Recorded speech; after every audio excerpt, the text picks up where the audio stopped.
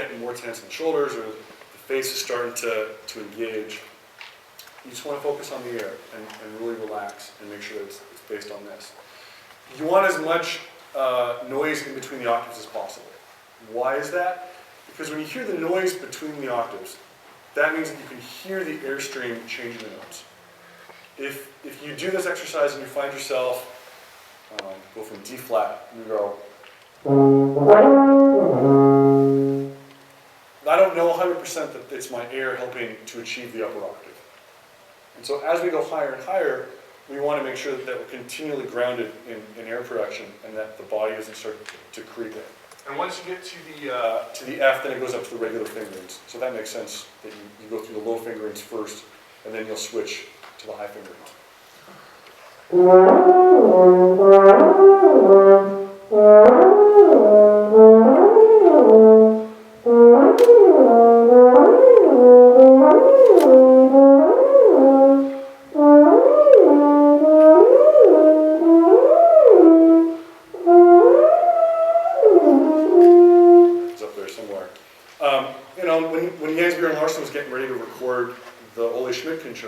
He was going a fifth or a sixth above that every day in his warm-up.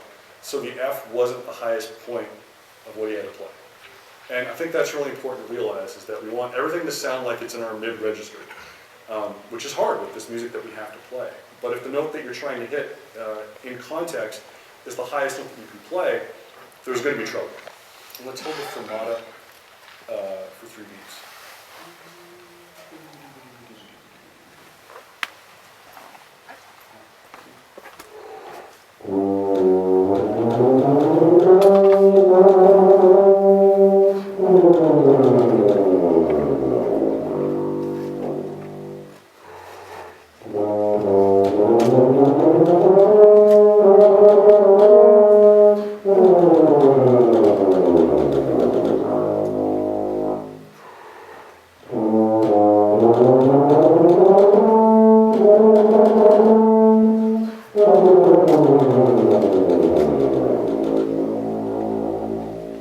So, even though the fingers are involved, I'm still thinking about as I'm ascending. And frequently this exercise is the one that will really bring into focus where do you start to play the horn physically versus using a really good airstream. And so this is actually a good check if you want to take your tuba out and play through it slowly. You'll feel, I know that word is kind of dangerous to use in brass playing, but you'll feel when the tension comes in. And it's usually quite apparent to everybody. In fact, I bet there's tuba players in the audience, if I asked them where their freakout zone is, they would know exactly where on the staff that, uh-oh, there's that note that I don't really want to play. And that's where you have to go to work and realize that, okay, for some reason there's information in my background that has told me that my body has to do this when I reach this note. And then the key cycle is there is because they go through the circle of fifths. So the next key that you would do would be the F on an F tuba, and you would do that all open.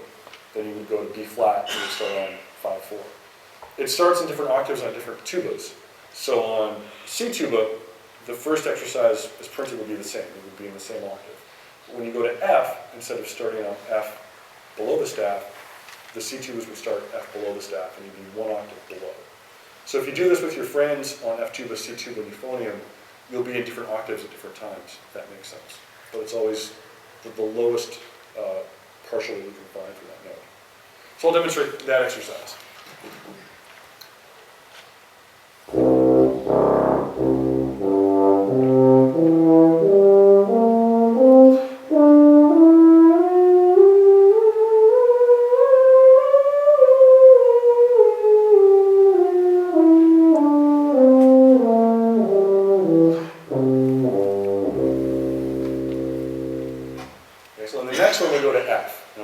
Because that would take me up to the double high F, which I don't want to do right now.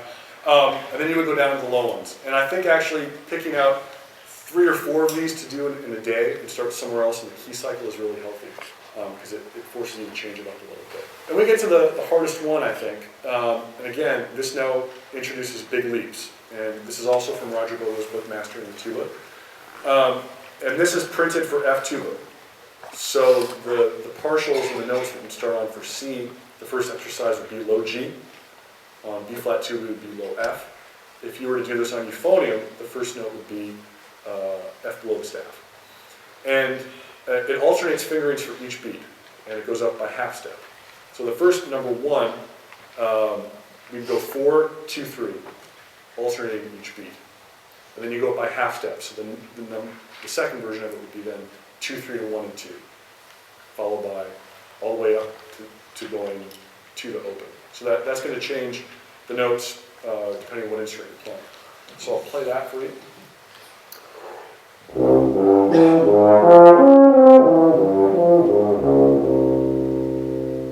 Up a half step.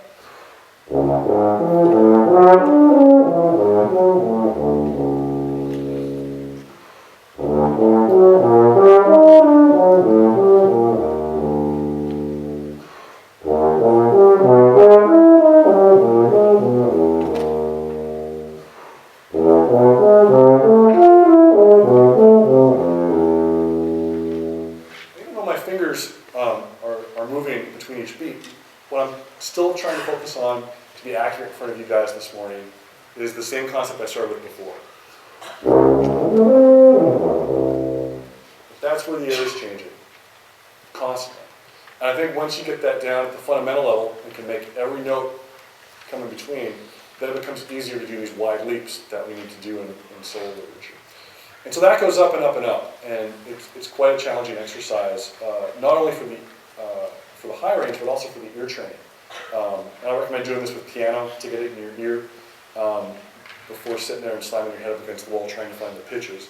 You can also invert the arpeggios, so you realize that you're trying to play a major arpeggio in every beat, even though it sounds like something completely foreign. And number 2, number 3, it's the same pattern. So it always starts on 4th valve, 2, 3, then the next one would be 2, 3 to 1 and 2, alternating as you go up. I'll demonstrate a little bit number 2.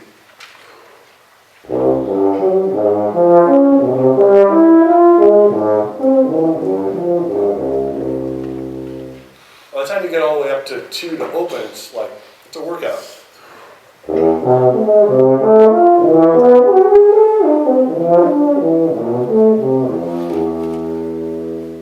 As is number 3. So those are some exercises I think that continue to build on one basic concept, which is size, speed, and direction of air.